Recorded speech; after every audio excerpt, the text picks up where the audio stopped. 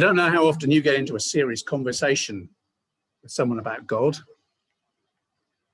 I know I don't manage to do it anywhere near as often as I'd like to. I expect that for some of you, there is that dread of knowing what to say. It's a bit like when I used to play quite a bit of chess back in my school days. Quite serious club chess it was, with clocks as well, matches often lasting several hours. I can remember staring at the board, sitting there thinking about all the various moves I would love to play. But what if my opponent plays that move? If you're talking to someone about God, what if the person you're wanting to witness to starts giving a whole load of reasons why they don't believe in God? How could you believe in a God who is supposed to do this, who is supposed to be like that? How do I answer those? Well, I've heard it suggested an appropriate answer might be, well, isn't that curious? That's a God that I don't believe in either. But can I tell you about the God that I do believe in? Also curious is that atheist, if it is an atheist technically that you're wanting to talk to, is doing something similar to what is being spoken against in the second commandment, only in some ways he's getting it more right than sometimes we can do ourselves. They are rejecting false notions about God, possibly tossing out the proverbial baby with the bathwater, but basically, baby excluded, that is what the second commandment is about. At first sight, these first two commandments look confusingly similar. It'd be very easy to just let them diffuse into a single idea. The colours blur. I'm sure there are two different ideas here being countered.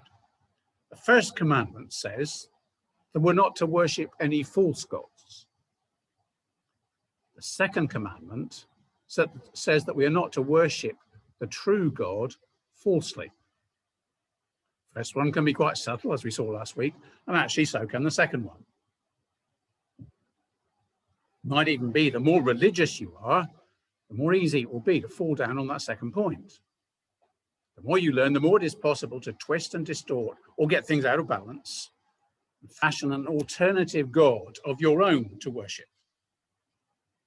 Maybe not a literal idol, because God's people are, but it's still an idol though, because God's people are prohibited from worshipping their own perceptions or inventions of him. Though I also have to say, as we approach this second word, that we can be distracted by the couple of verses that follow on as well. We see what God says about being jealous, and quite possibly we react against it. We see what God says is consequent upon that jealousy, this visiting the iniquity down through generations, and we quite possibly react to that too. But did you realize if your hackles are raised at this particular point, you could be doing exactly what the second commandment forbids. You might be setting up your own idea of what God should be like and complaining if he doesn't conform to it. So today what we're going to look at is what is precisely prohibited here and why. And those questions we do need to tackle. How can God be jealous? And why do those ripples spread? And then finally, what sort of things must I watch out for? So first, what precisely is prohibited here and why? But thinking through these 10 commandments, first of all, we've started not just with God's demand to be the exclusive God, but his exclusive act of salvation. Remember in verse 2, this is how it starts. I am the Lord your God who brought you out of the land of Egypt, out of the house of slavery. Now in those days, in that kind of society, this is precisely the way that treaties and agreements were set up between a conqueror and a conquered people. The conqueror, first of all, identifies himself and then sets the rules by which the conquered people are to live. Only this is a very unusual conqueror. His victory hasn't brought oppression, but liberation. It's from and out of slavery, not into. Yes, the regular formula for these treaties will continue. The terms of the treaty are about to be spelled out, but the rules in this case are going to be restrictive only in order to be beneficial. These are the boundaries that people need in order to thrive. The things that are declared off limits are self-destructive, not fulfilling, no matter how attractively they're packaged. So we start with the most fundamental of all. There is only one throne. There must be no other allegiances. There are no fingers crossed behind your back as you say this. No secret reservations to keep in with Baal or Molech. Just simply, you shall have no other gods before me. But maybe we could make some accommodations, do you think? Maybe it would be difficult for people who had lived among the idol-worshipping Egyptians for so long, all their lives, in fact, now suddenly to live without some physical symbol of this God that they're worshipping. Surely it's too much to ask people to make such total changes to their whole outlook and lifestyle. Can't we just carry on with these idols, but now write Yahweh on them instead? Actually, says God, no, you can't. We'll go on to consider why not too. But first of all, there is a very broad and all-encompassing ban. You shall not make for yourself a carved image or any likeness of anything that is in the heaven above, or that is in the earth beneath, or that is in the water under the earth. There's a principle being established here. It's not just that there is only one God. It's not just that we are to worship only one God, but we are to worship this one God only in the way he lays down. So no, it's not okay to just repurpose an idol of Molech or whatever. And that would imply several things that are wildly wrong, and that we need to realize are wildly wrong. First of all, it could seem as if we're just exchanging one deity for another, and they're all fairly much the same. Maybe that is the implication behind that. It's just like changing between brands of washing machines or cars or even football teams. I know that for some people, Manchester United is the total opposite of Manchester City. But at the end of the day, most people accept that they are really just both football teams.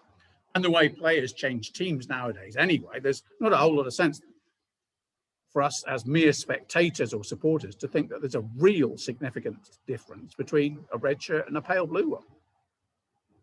But God, this God, the one with that carefully defined name, the Lord, see it in small capitals in your Bible sometimes, the God who keeps his promises, the God who is unchangeably faithful to save.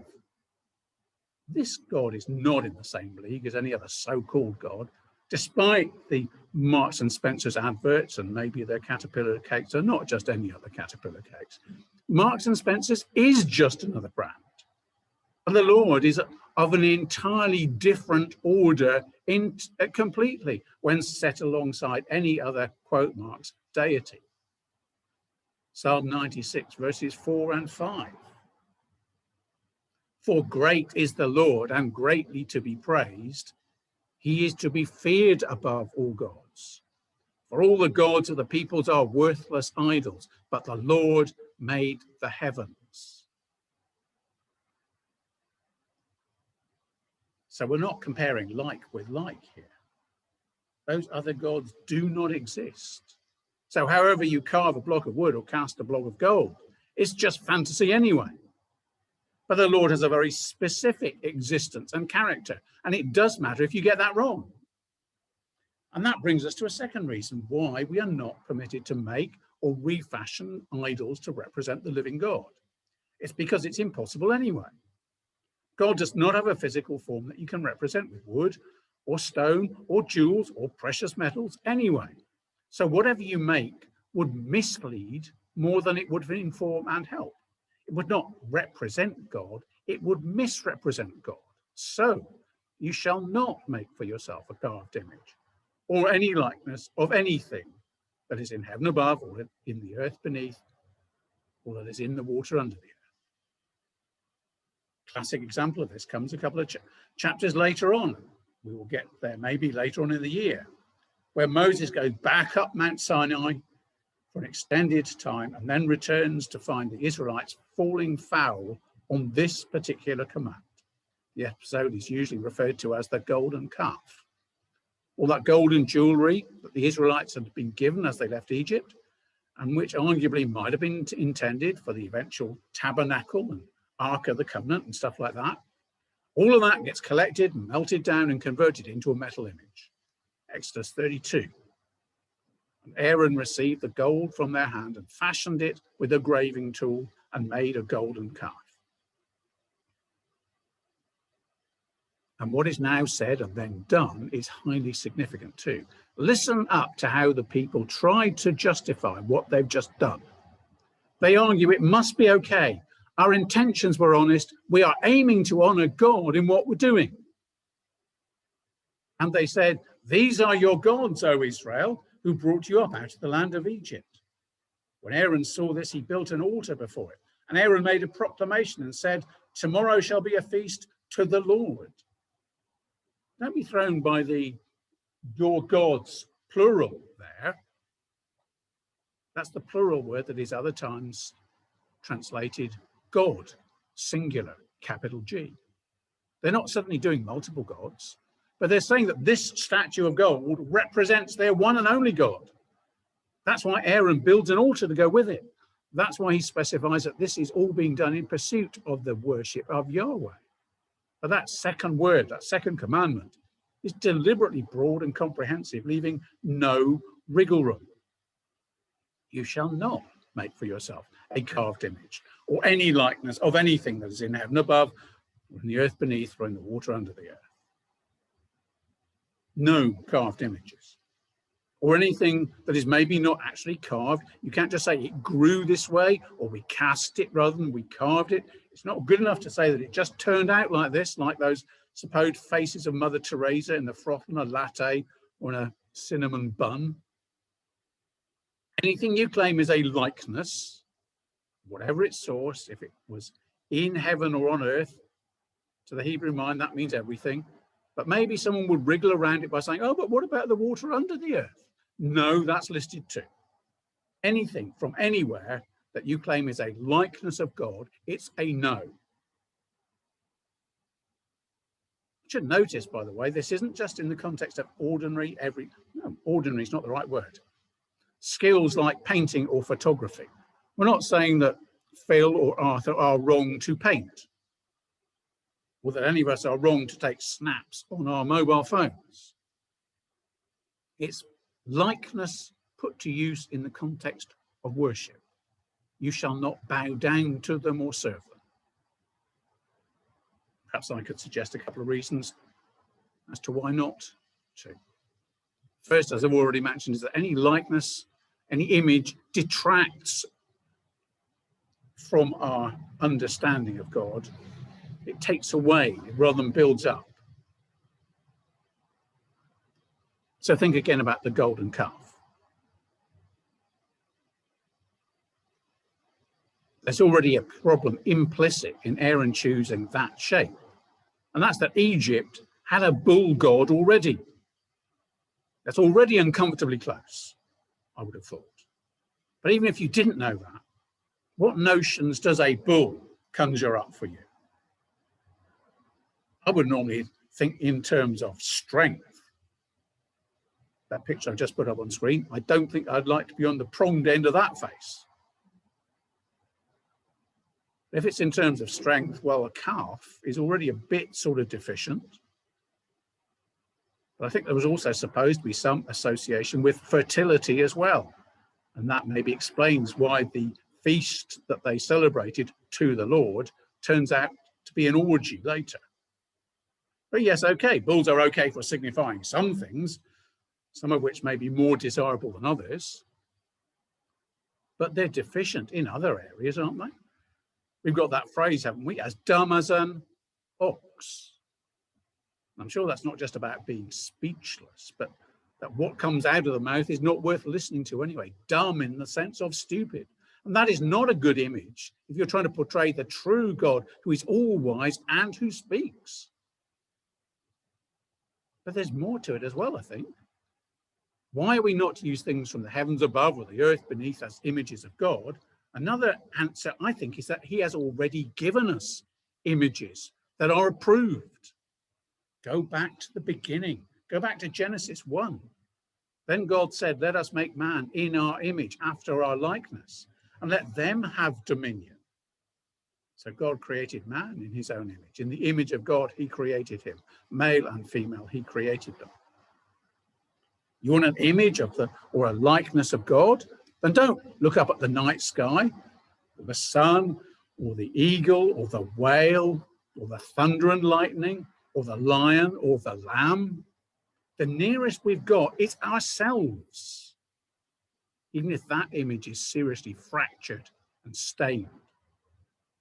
But push that one stage further too. Where do we see the image and likeness of God most clearly expressed? Not in humankind generally, but in one particular man, the man who was also God in a body. He is the image of the invisible God, the firstborn of all creation. For by him all things were created, through him and for him. And he is before all things, and in him all things hold together. There's the image of God for you. He is the radiance of the glory of God and the exact imprint of his nature, and he upholds the universe by the word of his power. That's God's image. But I don't think that means, though, we are necessarily allowed statues of Jesus. We'll probably need to come back to this again this evening. A bit more detail, but with statues of Jesus, and it can be the same with pictures of Jesus too. If you're not very careful, we can run into the same problems as using bulls or eagles or whatever. In trying to portray one aspect of the character of Jesus, you risk obscuring others. So, for example, you see gentle Jesus, meek and mild, touching the leper, holding children in his arms. And he did that. But is that pushed at the expense of Jesus turfing the money changers out of the temple, scandalizing the Pharisees as hypocrites? In fact, doesn't that take us to the final idolatry of all? The tailor-made God, devised according to our choices, like a theological carvery. Which meat would you like? So, madam, vegetables, how much of each? And sauces according to your own individual tastes. This dovetails into the first word too, about who we really believe is God. So are we prepared to accept God as he declares himself to be, even if that includes a few spiky bits that we're less keen on? Or are we going to design for ourselves the God, not sure whether it really belongs to have a capital letter in that case, the God we would prefer to worship? It's not just a question of literally carved images, but whether we have used a theological chisel to whittle our picture of God down to one that suits us. Have we taken out a theological airbrushing tool to do the precise opposite of creation, remaking God in our image, thinking that we know better than him what he should be like? Are we going to accept God's order, not just in creation, but in revelation? Are we going to subject our ignorance to his all-knowingness and accept that when he at first appears unknowable, remember the words Moses first of all heard when he stood before the burning bush. God said to Moses, I am who I am. Say this to the people of Israel, I am has sent me to you. And you can understand Moses thinking, I'm sorry, that doesn't really clarify a lot. But things are different now. God reveals things about his character as we progress through the Bible more and more clearly. We see revelation of that character in these 10 commandments, these 10 words, saying something about the person, the character, the holiness of the God we're worshipping. But our understanding leaps forwards when we get to God's self-revelation in person, not only in words, but in the Word of God. The Word became flesh and dwelt among us, and we've seen his glory, glories of the only Son from the Father, full of grace and truth. No one has ever seen God. The only God who is at the Father's side, he has made him known. For God, who said, let light shine out of darkness, has shone in our hearts to give the light of the knowledge of the glory of God in the face of Jesus Christ. But even if I hope I have convinced you on that point, doesn't mean to say that everything will necessarily fall easily into place. Questions can still arise, and it should always be fair to allow honest questions to be asked rather than just suppress them. So even if we've all got our ducks in a happy row with the start of that second word, no images, no bowing down to them, no serving them, what comes next might still sound strange to you, odd, offensive even to a 21st century ear. We have to move on and let that question be asked. How can God be jealous? For I, the Lord your God, am a jealous God. Surely jealousy is something bad. You hear it called the green-eyed monster. You see it in any number of TV dramas, wrecking relationships. The person who can never trust their partner out alone, always over the top suspicious of anything and everything. And I think I have to say that is a total misunderstanding of jealousy. I could argue that what I've just described is really no more than a terrible, destructive, self-destructive lack of trust. But I also have to get real and admit that that is what most people nowadays mean when they use the word jealousy. So maybe there is no good word for it nowadays. What I'm sure it's talking about here in the Bible is an incredibly potent emotion that is meant to be protective rather than destructive. It is so potent, though, that it's always difficult to handle well. A bit like anger, really. And jealousy, in its original sense, is simply a particular and an appropriate application of anger. So it's a bit like a raging lion, which is mostly fine if it's on your side. But you still might not want to get too close, even so.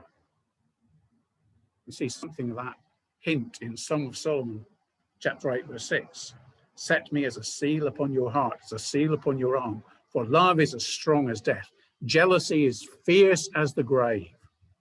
Its flashes are flashes of fire, the very flame of the Lord. The picture there is the grave does not give back what has become its own. It's mine, it stays mine. I will fight for what is rightfully my own. And in its proper place, that kind of attitude protects a relationship. If someone makes a move to intrude upon the exclusivity of a marriage, jealousy is the instinct that reaches out, or maybe even lashes out, to protect that marriage. And if Israel has been claimed by God to be his own special possession, and that's what we get told in Exodus 19, I bore you on eagle's wings and brought you to myself. Now, therefore, if you will indeed obey my voice and keep my covenant, you shall be my treasured possession among all peoples, for all the earth is mine, and you shall be to me a kingdom of priests and a holy nation. If that's what the relationship is like, that's something akin to marriage here. And the Lord can rightly expect exclusive devotion from his people, and he says as much in the start of the Ten Commandments. I am the Lord your God, who brought you out of the land of Egypt, out of the house of slavery. You shall have no other gods before me. And if anyone tries to make a move on God's own people, God's treasured possession, then God will fight to defend them. He will not have them spiritually seduced. Jealousy, a totally holy jealousy, must fight to protect his people from the peril of committing spiritual adultery. So, folks, do not fear this jealousy of God. If you understand it rightly, he is only fighting for the eternal good of his people.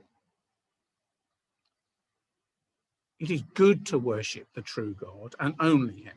If we worship anything else, and that includes a manipulated and distorted image of God, we poison our own souls. Do you really want God just to stand by and watch you pour your life away? But one more question in that case as the passage continues. Why do the ripples spread? What I mean by that is, for I, the Lord your God, am a jealous God, visiting the iniquity of the fathers on the children to the third and fourth generation of those who hate me, but showing steadfast love to thousands of those who love me and keep my commandments. Now, I've included the final portion of that verse because it's part of the answer to this, but your eyes might have become rather fixed on visiting the iniquity, that bit. You might have almost been horrified by that. And I can totally understand that. It does sort of stop you in your tracks, doesn't it? What is going on here? We've just sorted that jealousy thing, hopefully, but now this.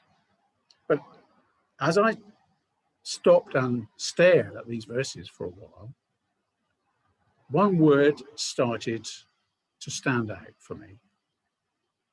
Hate. This is talking about people who have set themselves against God, those who hate me. And I remembered then that these commandments, all 10 of them, can be summed up in terms of love. Jesus did that, remember? We looked at this last week too, Matthew 22. And Jesus said to him, you shall love the Lord your God with all your heart and with all your soul and with all your mind. This is the great and first commandment. And the second is like it, you shall love your neighbor as yourself. So I think I will probably answer to this question. Those who hate me are people who have set themselves counter to the way that God has designed this universe to run. You have to expect that if someone does that, there will be consequences, just as if you decide to drive the wrong way down a motorway. They are killing themselves inwardly, spiritually, by denying their very own nature. And that kind of growing inner chill as they hate God is going to spread out to other people in their lives. You can see that kind of thing surface in their children. Did you notice on the news reports this week? Disturbances in Northern Ireland. Teenagers out on the streets lobbing stones at the police. They're not old enough to have seen the Troubles. So where did they learn this? Not that I know any specific details, but my suspicions would be that it's because they've been brought up in a community and quite possibly individual homes where those old hatreds are being fanned and kept alive by people who will not forgive. The hatred of one generation can blight the lives of successive generations. I think that is what we see here. I think we can see it is just naturally understandable. But I think I'd also dare to say that that has something of a judgment of God in it too. Perhaps primarily through that process we could view simply in human terms alone. But that is not any kind of delight for God, because look at the contrast as we come to the end of this section and how God delights to bless not just a limited number of generations, but vast numbers of people. But showing steadfast love to thousands. That's the biggest word that Hebrews got. Thousands of those who love me and keep my commandments. This, I suppose we could put it, this is what God lives for. He will judge, and he will judge with total justice and fairness. And that will bring a sigh of relief to the world when we finally see it. But God's more positive delight is in blessing. Here's Moses' nearly final words, summing it all up at the giving of the law, summing all that, the giving of the law up at the end of Deuteronomy. I call heaven and earth to witness against you today, that I have set before you life and death, blessing and curse. And notice that Moses doesn't say, well, take it or leave it, which do you want? No, therefore choose life, that you and your offspring may live, loving the Lord your God, obeying his voice and holding fast to him. For he is your life and length of days, that you may dwell in the land that the Lord swore to your fathers, to Abraham, to Isaac, and to Jacob, to give them. There's God's desire and delight that you too would choose life. Life, we now say, by believing in Jesus Christ. And that you may live, loving, obeying this great God of great grace. But just to finish now, and we'll return to think this through a bit more this evening. What sort of things must I watch out for? So we come back to that summary of that second word. You shall not make for yourself a carved image or any likeness of anything that's in heaven above, or that is in the earth beneath, or that is in the water under the earth. You shall not bow down to them or serve them. As I've said, I doubt that there are many literal carved images in our homes. I'm sure that nobody has sneakily set one up down here at the chapel, or we've been elsewhere this last year. That means we're not looking so much at literal images and I think literal bodily postures in front of them either. We need to think in terms of our thoughts and our attitudes and our feelings. What do we make for ourselves and then submit to and revere and even worship, calling God, trying to convince ourselves that these alternatives will do? Folks, I think maybe the things we need to be most wary of are two: the things that we have become accustomed to and the things that we naturally warm to. We can start to subordinate the word of God to those personal preferences and carve for ourselves the God whom we would prefer to worship, and maybe sometimes inflict on others as if they must worship him too. So maybe just as an example, think about our language. For some people, true reverence for God can only be expressed by the use of Old English in our prayers. And that's a sincere and honourable point of conscience. I have to grant those people that. But what does that perhaps betray of their preferred image of God? One who is extremely concerned about outward formalities, punctuation, proper verb forms, rather than the heart in worship. So can we start to tell God what are the proprieties he should insist upon? We refashion him to conform to our unexamined feelings about what is right, instead of insisting that our understandings conform to what he has shown us in his word. And on that point, I don't think he has spoken.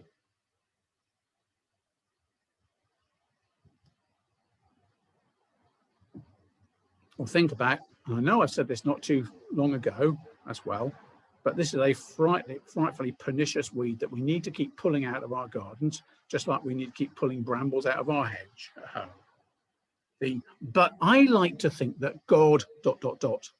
something. Because that is really so much about subjugating God to our tastes and preferences. We may have a rather soppy and unbiblical notion of what love is, for example.